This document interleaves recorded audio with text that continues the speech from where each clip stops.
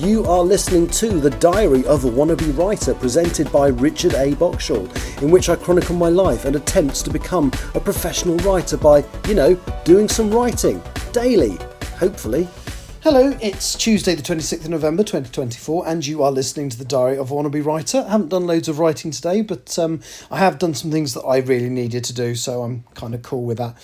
So the first thing is I'm a member of a book club at my local bookstore. The book we're reading this month is Remember by Elle McCrae. How do you pronounce that? McCrae. Elle McCrae, MACHRAY. It's on Friday. I only started reading it yesterday, but I read 150 pages last night before I went to bed. And I think when I picked it up, because it's a November book read and it's called Remember, I assumed it was going to be about the 17th century. I think it was the 17th century anyway, gunpowder plot.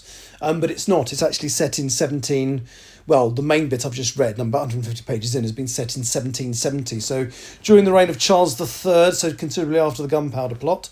Not that far from the American War of Independence, actually. I think that was only about 6 years away. It's really not what I expected. It's all about, so far it's been about the trial of somebody who is effectively a slave. No, not effectively, is a slave. Somebody who was brought in from the Caribbean somewhere, and was promised by his master if he achieved a certain amount of money, i.e.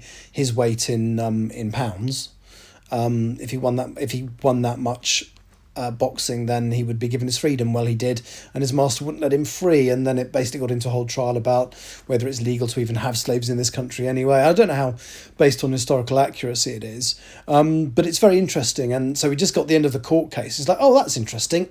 Oh, and there's a sudden big sort of pull the rug out under you moment, which I've just read. So I'd set myself a target of reading a certain number of pages a day. It's going to get finished well before it has to be, because it's really interesting and I really want to know what happens next. So that's the first thing I've been reading. The second thing is I am reading The Case of the Book 7 redacted Bow Street Society mystery. As I said, I think I said this in the podcast yesterday. I can't remember what I said in the podcast and what I said in the live stream. There's probably a bit of crossover.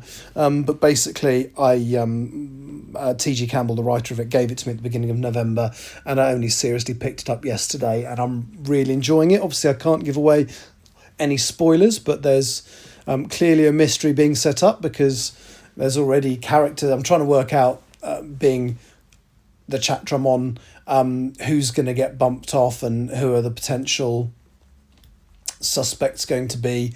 So it's interesting, and I don't know who's going to get bumped. I mean, it's going to be, I can't say anything actually, because I don't know how much has been released, but it's obvious where it's going to happen, otherwise those scenes wouldn't be in the book. But who and why, obviously I have no idea yet, so that's interesting. That's what I'm doing. And the other thing I'm doing today is since I've not been working, I've kind of lost track of the following of the music. So both the British artists and music generally. So I basically put together, I haven't done the British artist charts for the last 3 weeks.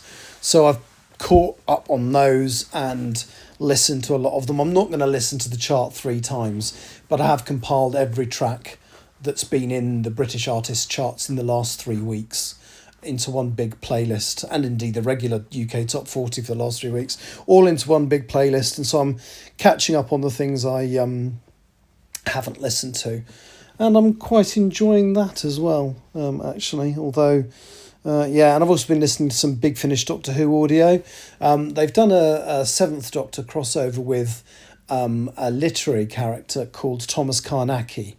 I think he was only actually in about 6 short stories that were originally published in a magazine. I think eventually they were collected together in a book, but there weren't that many of them because the guy who wrote them died in the trenches in the First World War. So I think there were only 6 stories published or something like that, and I think even some of those were published after his death, so they were written but not published in his lifetime. But no, it's quite good. It's got the guy who plays Strax, the Sontaran, and I'm struggling to remember the actor's name, but it'll come back to me because I shall go and look on the packaging. But yeah, the guy plays Strax in the main Doctor Who TV series, the one of the Paternoster gang, plays Thomas Carnacki, and his name is... Oh, it's not on the front. That's ridiculous.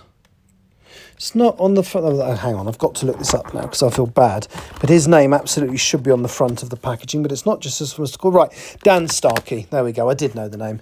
But yeah, they're quite good. And what I didn't realise is Big Finish have also done sort of audiobooks of the 6 stories, the original ones that were written, also with Dan Starkey as Thomas Carnacki. So I have purchased and downloaded those, and we'll listen to them at some point. But yeah, the Carnacki crossovers are really quite good. They're quite spooky stories, which I'm sure is why they were again released in November to tie in with...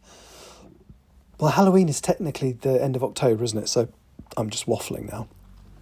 But yeah, so today isn't not really in the mood to write. It's I have other things I need to do that take up time, so I'm not going to have time. But I think by concentrating on those today, tomorrow I should have time, because I would like to do a live stream tomorrow to carry on signing off chapter 37. It'll get written when it gets... Then chapter 38 will get written when it gets written, but it'll be nice to sign off 37. So yeah, so that's all good. So yeah, so that's basically it. Not a bad day. I haven't felt anxious for a few days, but then I've made myself do lots of exercise and do stuff. So I walked into town again today, had like a cake and a coffee whilst I was reading some of the Bow Street Society book 7, and yeah, so yeah, all good. Right, okay, I shall be back tomorrow, hopefully to tell you, hopefully it'll be recorded as part of my live stream, and hopefully it will tell you that I've either signed off chapter 37 or got a big step closer to doing it. Thank you for listening. Take care. Bye-bye. You have been listening to The Diary of a Wannabe Writer, presented by Richard A. Boxall. Thank you for tuning in to my random ramblings, and if you'd like to know more about me or my projects, visit my link tree at linktr.ee/Richard Wright, capital R, capital W. Thank you for listening.